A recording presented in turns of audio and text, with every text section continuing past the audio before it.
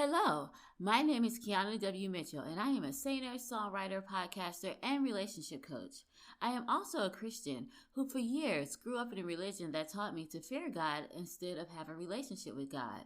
It wasn't until I lost my religion and developed a relationship with God that I was able to understand how much God really loved me. Each one of us have a story to tell about how we found God.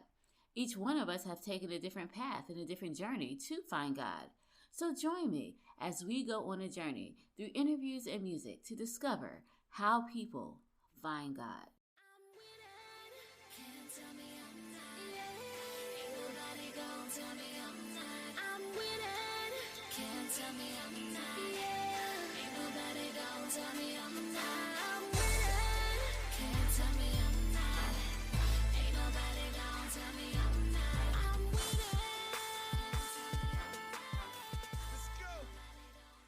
Hello, and welcome to another episode of the Finding God podcast. I am your host, Keana W. Mitchell. Our guest for this week is Barbara Swint. Barbara is an author and a survivor of childhood sexual abuse. In this interview, Barbara talks about how identifying with God was difficult for her because of the trauma that she faced as a child. So without further ado, here's the interview that I did with Barbara.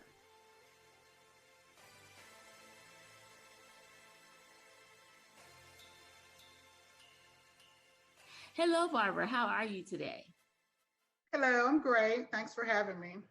Anytime. And thank you so much for being a guest on the Finding God podcast. I am super excited to talk to you and to hear your amazing story of how you found God. So I have a question for you. And my question is, what was your childhood like? Well, my childhood was like some full of dysfunction and trauma. Yeah. It's a little rough. In what ways that stand out to you was it so full of trauma and dysfunction? Like just some ways that you can think of right now. Trauma, I guess, because I'm a survivor of sexual assault. Right. So childhood sexual assault. So that's where the trauma come in at. And dysfunction because of the family dynamic. It was just dysfunction, toxic. Understand. So at this time when you were going through all of this, was your family, did they go to church? Did they not go to church? Like, what was that like? Yes, we went to church regularly, Wednesday night, Friday night, Sunday night. Yeah, church. Oh, yeah. A big part of life.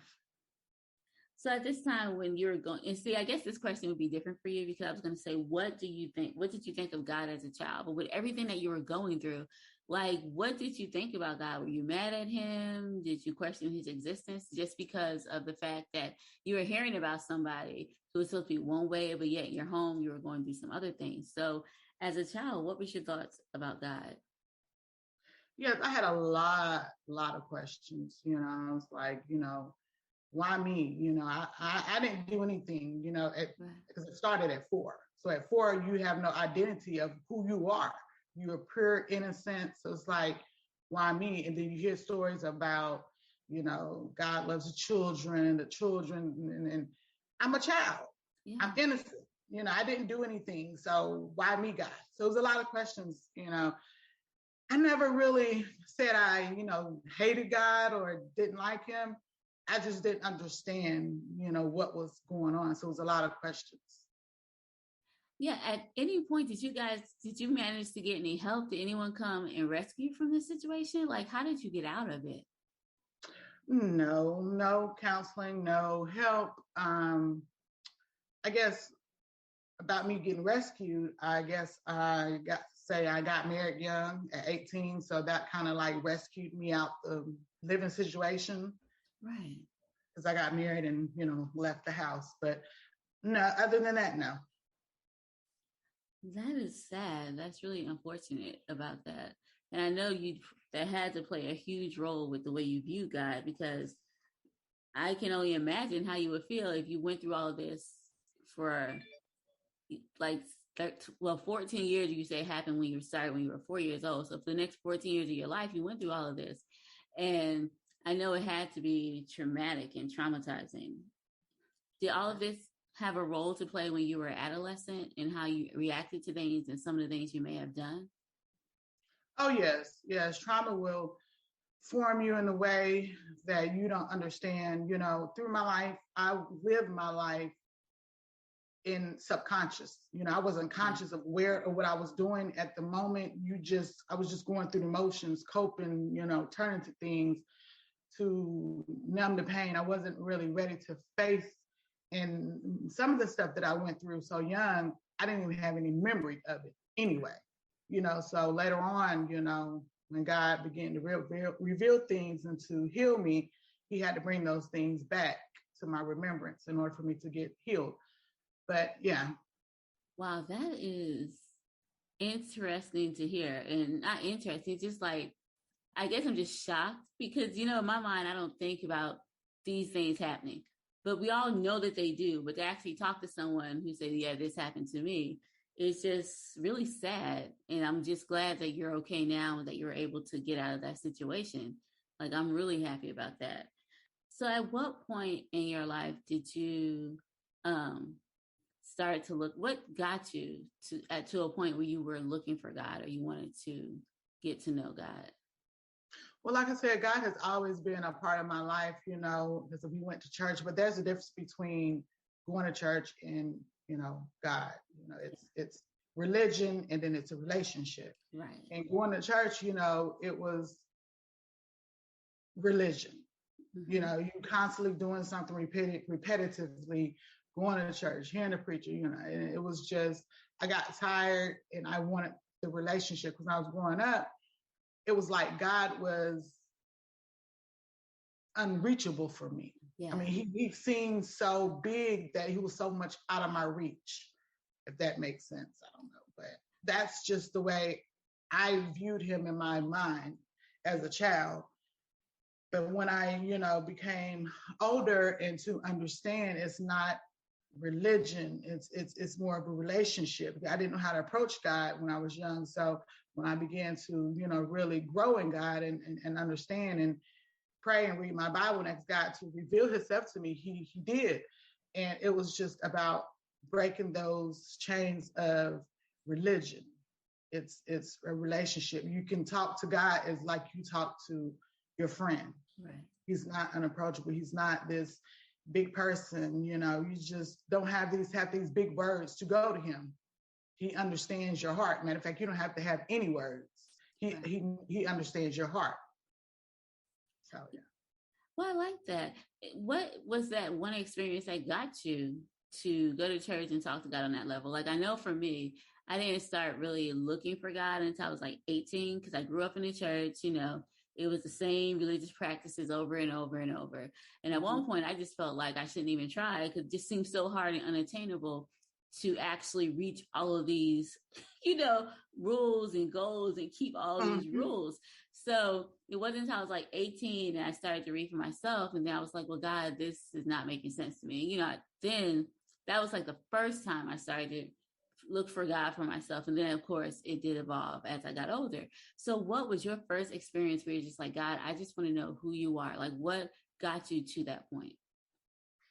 For me, I think it was in 2010. He was actually knocking on my heart. That's like, if you're not letting me in. And that was it. I was just tired of coping, with my trauma myself. And, he started talking to me like he wanted to heal me, and so I actually, let him in and he revealed himself to me and he began to reveal my memories back and over time, I got healed. So that's really, he came to me, he's always, like I said, been a part of my life, but I just felt his presence more at that moment. I knew it was, and I, like I said, I've been raised in church. So I know, like I said, when he knocked, let him in, so I felt him at my door knocking. So yeah, I wanted better for myself. I didn't want to keep going through the same cycles. I wanted to break the chains of dysfunction, break the chains of, trauma of my past and guilt, shame, unforgiveness, everything like that. So, yeah. Yes. So did God come first? Like, I know we were talking about religion versus relationships. So I guess my question is, which one came first for you? Because you said in 2010 you felt God knocking at your heart and you let him in, and that's when everything started to change for you. So is that the point where you realized it was more about a relationship rather than religion, or did that come after? Yes, that's when I realized it was more about a relationship, because he started talking to me and guiding me to different scriptures to read, and I just wanted more. I was seeking God more. And it was because, like I said, I grew up in church, and it was like you said, it was all about rules, and that's the thing that I kind of like, I don't know, because it was the tradition of men, and that's why it says the tradition of men make the word of God of no avail, because they stick stuff out there in quote unquote is from God. Right. And you can't wear pants, you don't wear lipstick, you don't wear makeup. God didn't say that. So it was the tradition of men. So I had to rewire my mind, my brain. This didn't come from God.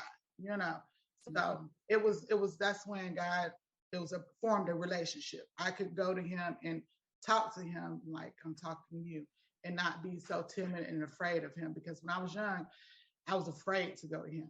Yeah. Because I didn't know how to approach him. I get that. Because I know when I was younger, I was afraid of God as well, because it's one of those things like it's almost like you had to have the exact words. You had to have the exact scriptures you wanted to pray before God would answer. And then if you didn't do it right, he might not hear you. So I get it, because I used to be afraid to go to God as well. And it wasn't until I realized it was about that relationship that it kind of just made everything different. Because instead of me like, well, I need to pray, it was just easy to talk to God because he was a friend. He was somebody that I could identify with, and not someone who just seems so far off. Because it's easy to compartmentalize God, like he's here at church, he's one spot, and then I leave, and it's like, is he still there? So no, I totally understand everything you're saying. It makes a lot of sense. Because when I was young, you taught to fear God. God, and you fear him. So it's like, okay, you fear him. Okay, you're supposed to be scared of him. It was just so hard to approach him, because you got it beat in your mind like you're supposed to fear him. You fear him. It's like, well, is it fear of like I'm scared of him, or so he just had to come to me in his way to break down my barriers and my walls and reveal himself to me, that he's a loving God. And you can just talk to him. You don't have to have these big words, and just talk to him, and he understands. Yeah, he does.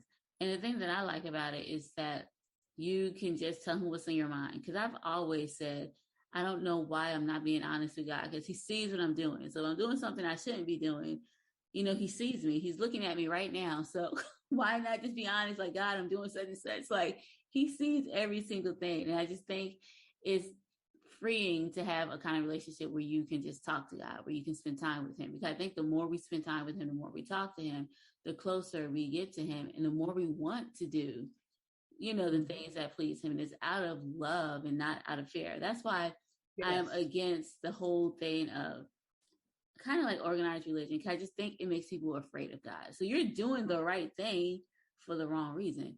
You're doing it because you're scared. And I don't think God ever intended for us to be afraid of him, especially to that extent. It was more like, I guess like fear me meant something different. It didn't mean be terrified of me. It's more like a love, more like a respect kind of thing. Yeah.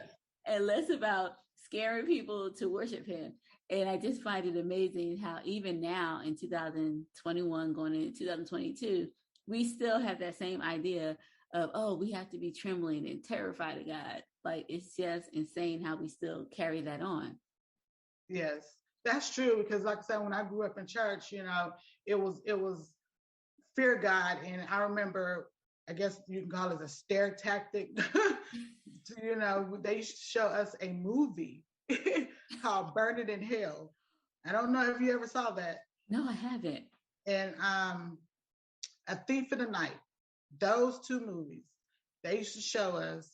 And kids, it would literally scare you to the altar. And that's what it did. It scared us to the altar. And come, Monday or Tuesday, Wednesday, we're in school, we good. come Friday, we done sinned again. But it was, it was just like a scare tactic. Like, you can't scare anybody to God. Where's the love? Where's the love? Where's the forgiveness? Yes, God, he died for your sins, and but also he will forgive your sins if you do sin. Where's that love from God?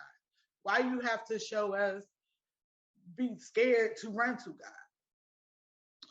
That's what I grew up in. No, I totally understand. I kind of grew up in this similar thing. It was more like being afraid of God was taught more. Like, it was almost like you had to earn your own salvation. Like, you have to do this, you have to do that. If not, God's going to be upset, or he's not going to do this. I mean, I remember at one point I was told that if I had opportunity to read something and I didn't, then God was going to hold it against me. So here I am thinking, okay, so now I got to read every single thing I think I have to read so it won't be held against me. It just seemed like the odds were just stacked against me. Mm-hmm. So for me, fear with me, it does two things. It makes me not even try. I'm just like, well, what's the point? So this is going to happen anyway. I might as well just enjoy life if this is just what it is, because I definitely cannot reach all of these rules. So I totally understand where you're coming from, because I think a lot of people, especially in our age group or in our generation, were presented with God in that manner. So this is all we knew and all we could think of. So you mentioned when you first started to have a relationship with God and you realized it's more about relationship, did you experience any pushback from anybody in your family, anybody in your church? Like, how was that for you? No, I just come to realize that, which I guess because the way I grew up, I never really cared about other people's opinion anyway. Right. I didn't listen to the talk. So I just, just formed my own relationship. They did what they do, I do what I do, and found my own relationship. That makes a lot of sense. So did you have any positive experiences in church? Tell me a little bit about those and how they helped you see the love of God even more. And then tell me about a negative experience you may have had at church that made you question maybe your relationship. Well, the negative, I definitely remember the negative. It was, I just, me and then, like I said, I was a childhood molestation victim or whatever. Mm-hmm. So I just doesn't understand like how you can go to church and you have these different prophets come in and out, can say you got your whole life, or the discerning spirit of the church can point out if a girl is being quote unquote fast, whatever that means, right? But the same spirit cannot discern when someone is being molested. Yeah, that right there really, and to this day I have questions about that. Mm-hmm. Like, you could tell me, God said this, God is going to do this for you. But that's saying God didn't reveal what's happening to me. Yeah. Like, come on now. So that right there, I just questioned that a lot. So that was my negative. Positive is just the presence of God. Yeah. The presence of God, how he revealed himself to me, and his spirit is, you can feel him, in church. Well, the church that I grew up with, it was a really presence there.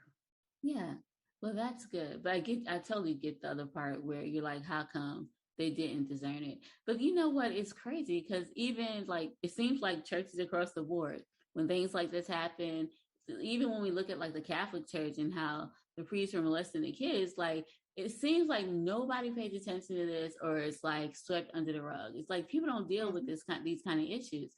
And I've always wondered, like, why would people make a big deal about people not paying tithe, or about women who may have their clothes too short or have kids out of wedlock, but they're not focusing on real issues like kids getting abused and people being assaulted. Like, there's domestic violence in church, there's sexual abuse, but nobody talks about any of these things. It's always like the small, superficial kind of things. They'll talk about those things, the judgmental things. But when it comes to really helping someone and making an impact in someone's life in a way that's life-changing, where they can save them and help them get out of situations, I don't really see anybody trying to do that. It's like, even when we're trying to give to the poor, it's always like, okay, so we're going to give to people in need, but we want them to come to church at the end result. It's like no one's helping because they just want to help, because that's what God did. He helped people without any expectation.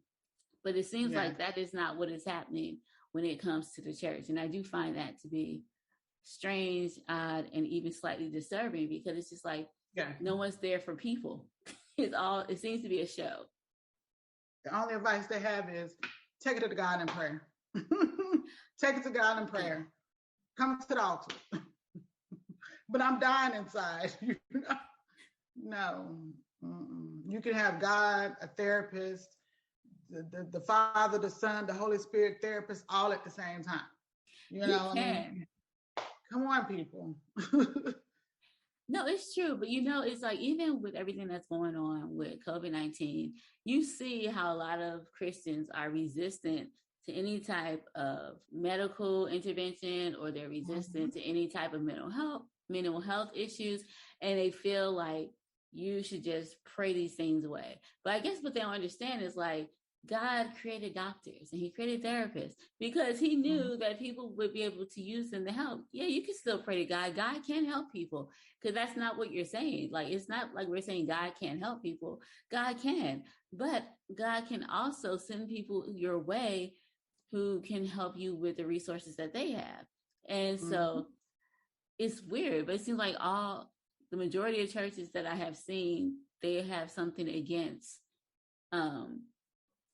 getting help for mental health issues. They'll tell you to pray it away. Even with alcoholism and drug addiction, they'll be like, we just pray and ask God to take that away. Like, yeah, do that, but also go to a treatment center. Also get help outside of that. So why do you think that is? Why do you think people are so resistant to any kind of intervention when it comes to church? Honestly, I don't know. I have that question all my life. I have, but it's still the same today. Back then you might have could excuse it, different time, like you said, swept up under the rug. But these days now, with mental illness, it's been talked about more so now than ever before. Same way like when the Me Too movement came about. So it's more easier. It's more appropriate, and you still have people shying away from it. Yeah. And it's not right. It's not right, because, like you said, God can do it because he can, because he healed me. I didn't have a therapist. I didn't have these different outlets. God healed me. He did it. So yes, he can do it. But why do it have to wait 40 years? Because I was in my 40s, and why God comes on his own time. Everybody knows that. God comes when he wants to come. You can go talk to a therapist now. You can get help now. So yeah, it definitely needs to be pushed more in the churches, that God is the center, but you also need someone to talk to that can talk to you back. Yeah. Give you ways to coping ways to deal with different things. Yeah, absolutely. Because God can use people just like he used the donkeys in the Bible to talk to people. So I don't know why we seem to think he can't use other people who can talk to us and who can actually be of assistance to help people when they're going through those difficult times in their lives. So with everything that you've seen and everything that you've gone through, what is something that stands out to you as you definitely heard God speaking? Because I know in my life there have been times where I was thinking about different things, or I was going through something, and I was like, God, where are you? And then out of the blue, maybe I heard a song on the radio, maybe somebody said something to me, but something happened that made me think, oh, God really heard me. God's listening. That moment of clarity where God seemed to make himself known to me. Have you had any moments like that? And if you have, what were they, if you don't mind sharing? Well, yes, it was part of my healing, or dealing with my healing. God had revealed, a couple of things that happened to me. Like I said, when I was young, that it was so traumatic at that age that he totally wiped them away from my mind in order to save my sanity. Yeah. So when he started talking to me in 2010 that, he wanted to heal me, and in order for me to be healed, of course he had to reveal and had to remember. So he revealed a couple of things, and then it just felt in my spirit that it was one more thing that I needed to remember that God was going to show me. But I was so afraid of remembering, because I thought, it was going to be my breaking point. Yeah. Also, mental illness, runs in my family also. So, and all through my life, I thank God for keeping my sanity, keeping my mind. So at that point, I was like, okay, God, it's gonna be too much. I can't handle it. I just know it's something else, and I feel like whatever it is, it's just going to break me. So God knew it, and He eased it on me. That's how good God is. Yeah. He would put your feelings. He would consider your feelings. He would put you first. So I was in Florida where I'm from visiting, and I was over one of my sisters. So she gets a knock on the door, and somebody comes in, and immediately when I saw him, memory started flashing. Mm-hmm. So that was God's way of putting me in the right place at the right time, but also covering me and easing on me easy enough, and I would be around people that could help me if I did have a little break or whatever. Right. And that's when I knew He was really real. He really heard my prayers, because I was so afraid that this was going to be it for me. Like, God, all my life you have kept my mind. And now, at the end, I'm going to lose it, because I know this one has got to be big. And He just eased it on me. It was amazing. It was amazing. All right. Well, I have one question now. If it's too much for you, you just say I'm not going to answer the question or whatever.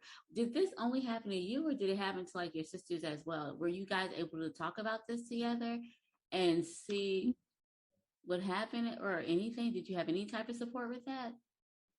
Well, my sisters are from on my dad's side, and they're all much older than me. Yeah, they were 10, 12, 15 years older than me. Okay. So we didn't necessarily grow up together, but they know about it now, because I wrote it in my book. I wrote a book and published a book last year. So yeah, they know. Was it hard to talk to them about it? No, because some of them, have dealt with the same. Okay. Yeah. Sexual abuse it's a generational curse that runs in some families, and mine is one of them. It goes down from my mom to me. Mm-hmm.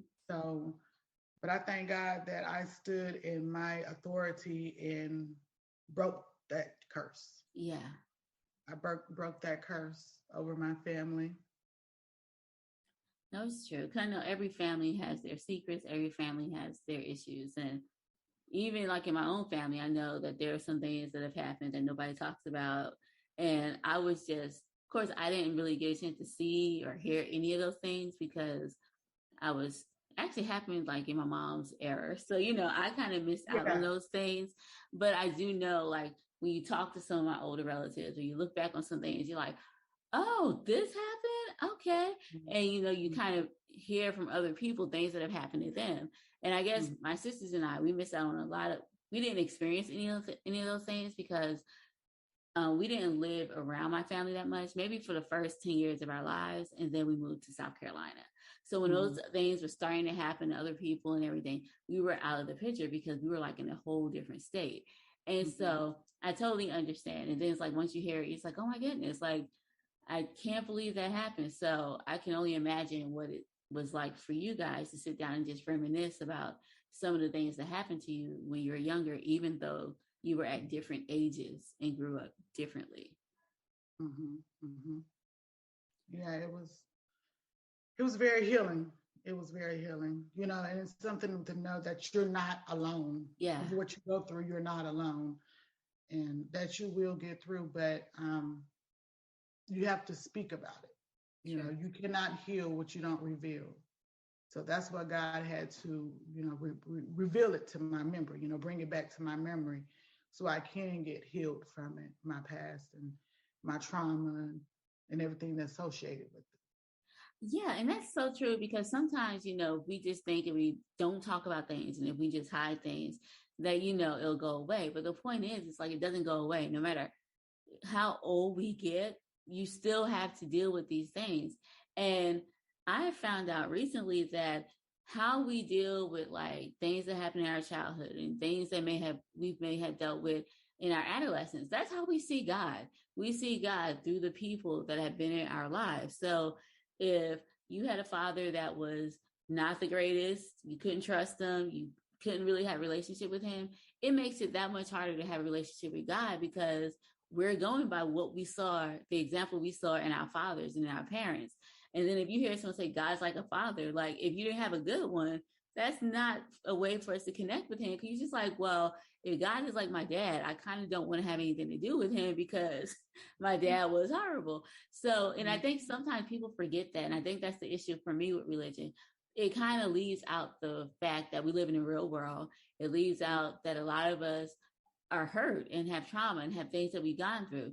And the majority of people do things not because they just wake up and say, oh, I just want to do this. It's because of things that they've experienced. And so they're just reacting to things that have happened to them. And religion doesn't account for that, because it just tells you, okay, so do this, do that, and you'll be saved. You'll go to heaven only if you do these things. But it doesn't take into account that we're going to fall, and God knows we're going to fall more than not. And that's why Jesus died for us, because he knew we were not going to be able to be perfect, because if we were, there was no need for Jesus to die. So I think religion doesn't take all of this into account, that we're human and we have issues and things that we bring to the table that religion doesn't account for. So yeah, that says a lot. It really, like, we're just people, and God understands that. And I'm glad he does. I'm glad he sees us as we are and loves us and everything. I say that all the time. Thank God you are not like man. Yeah. You would have been crucified 30 million times over.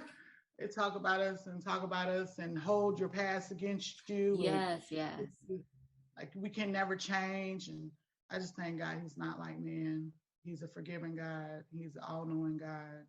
He's a loving God. Absolutely. So tell me a little bit about your book. What inspired you to write it, and how did you get started? Because I know a lot of people say it's hard to write a book. You've done it already. So how did this happen?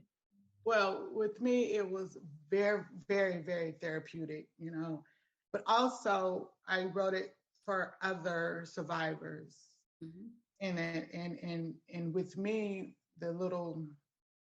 what makes my story a little different from other people that is a survivor from sexual assault, I actually got pregnant and had a child from it. So I wanted to speak to the kids that are born out of it, so they can understand and know that they have a purpose. Their life had meaning. They are fearfully and wonderfully made in the eyes of God. They were made. You might not came here traditionally physical attraction love, but you came from agape love, godly love. Because if you wasn't supposed to be here, you wouldn't have been here. You wouldn't have ever been made. So I wanted to speak to the kids, because you meet every survivors every day. But when it comes to the children that's born out of it, you really don't see them. They never heard of, spoke of. So I just wanted to put a message out there for them and to tell my story. To hopefully it inspire, uplift, and encourage others, and also show the power of God, his healing power. Because like I said, that I got my healing through him. I am now in counseling, but I did that after God healed me. I started counseling like last year. So, and I only did that because I wanted to find new ways of going about my life from here on. When you grow up in a toxic environment and dysfunction, you pick up those traits.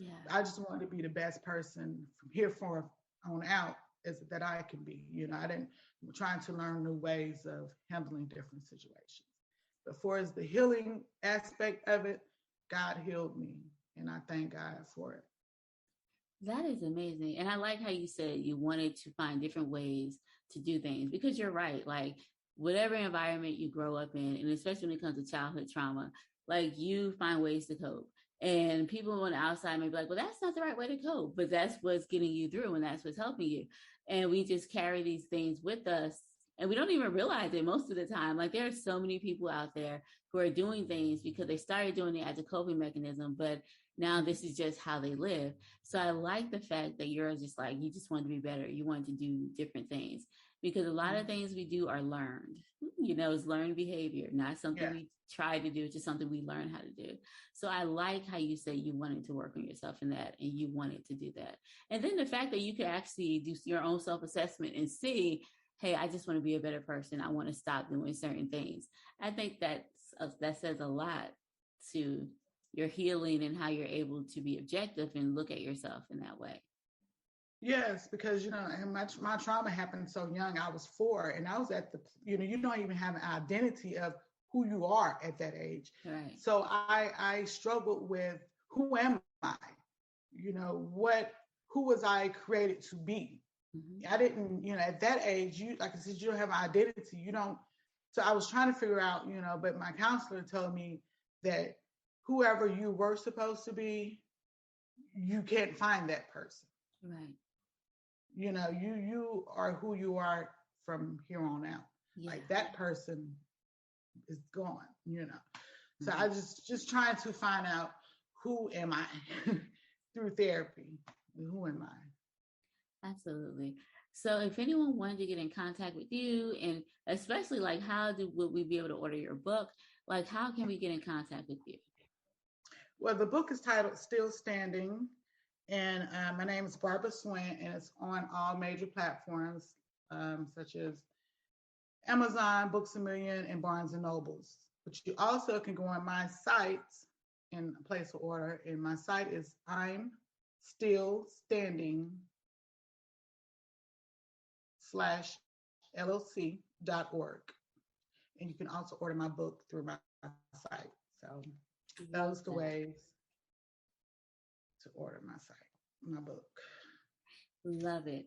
So what advice would you give to someone who is actively looking for God and who may have experienced the same kind of trauma that you've experienced? Like, what advice would you give them to help them in their journey of finding God?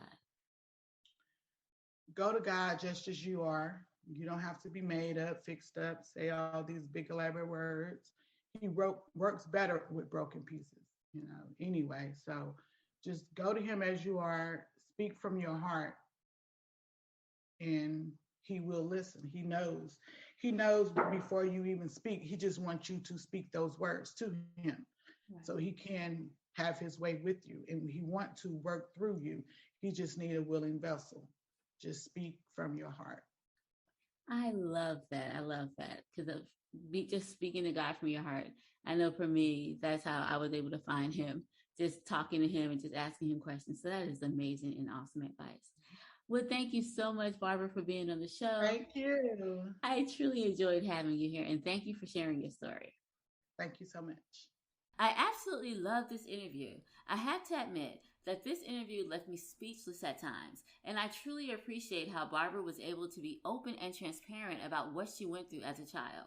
Abuse is never okay, and as you see from this week's interview, abuse does happen in the church. So if you see or know someone who is being abused, please, I implore you, do not ignore it, but please make sure that you do something to help. My favorite part of this interview was when Barbara talked about how she was eventually able to find healing through God and how he was there for her as she went through the healing process. So, if you feel broken and are in need of healing, I encourage you to talk to God about it and ask him to heal you. He will absolutely heal you. However, it may require you to go to a therapist or a counselor for help as part of your healing. God can and does heal, but sometimes God will put people in your path to be an answer to your prayers. So don't expect God to only answer you in the way that you thought that he will answer you, because God has a million ways to answer one prayer. And I know that God is listening to you and that he will answer your prayer for help and for healing. The song we're going to listen to today is by our artist of the week, Rush. Rush is no stranger to the podcast, and in season 1, he was actually a guest. And today, we will be listening to his single, Provider.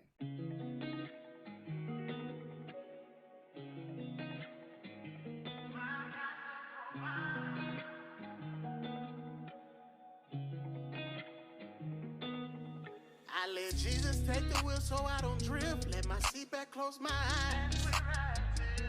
Just over here vibing what's being fed to my soul. Baptize me in the fire. Too much hell up on this earth, I won't let them take my life. Since a part of me, I pray that I get right. Heard that you was the only one that can fix it. I was caught up in this world, I never knew what I was missing. My God's a provider. They call him Jehovah Jireh. He's got everything you need. Love is guaranteed. Ain't no way I'm gonna let you fall if you riding with me. My God's a provider. They call him Jehovah Jireh. He's got everything you need. Love is guaranteed. Ain't no way I'm gonna let you fall if you riding with me. He takes me as I am. Heard that he was a problem solver, so I let him hear it. Fell down on my knees, receive his spirit. Father, take control of my life, bless my soul, just make it white. Anything that's not of you, take it away as I follow you. Know your son put it on the cross for our sins, but they still lost. We gotta teach him what about you. My God's a provider. They call him Jehovah Jireh. He's got everything you need. Love is guaranteed. Ain't no way I'm gonna let you fall if you're riding with me. My God's a provider. They call him Jehovah Jireh. He's got everything you need. Love is guaranteed. Ain't no way I'm gonna let you fall if you're riding with me.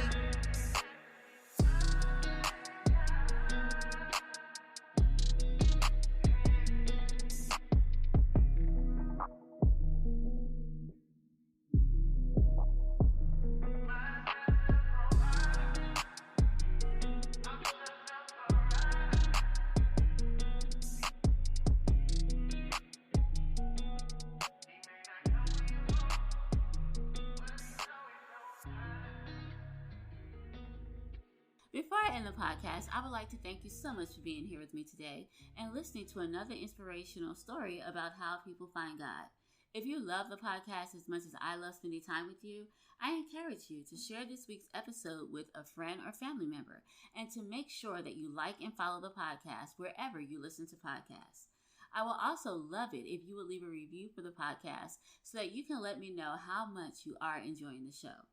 If you would like to get in contact with Barbara, Rush, or myself, all of our contact information can be found in the show notes, and all you have to do is click on the links below, and you will definitely be able to get in contact with us. If you would like to be a guest on the podcast, click on the email address in the show notes and let me know that you would like to be a guest, and I will make sure that I get in contact with you and schedule a day and time for you to record an interview. If you would like to submit music to the podcast, click on the email address in the show notes and send me an email letting me know that you would like to submit music to the show. And in this email, send me a picture, a short bio, and an MP3 of the song that you would like to submit. Well, I think that's all for now. So until next week, have an amazing day and a wonderful weekend. Bye-bye.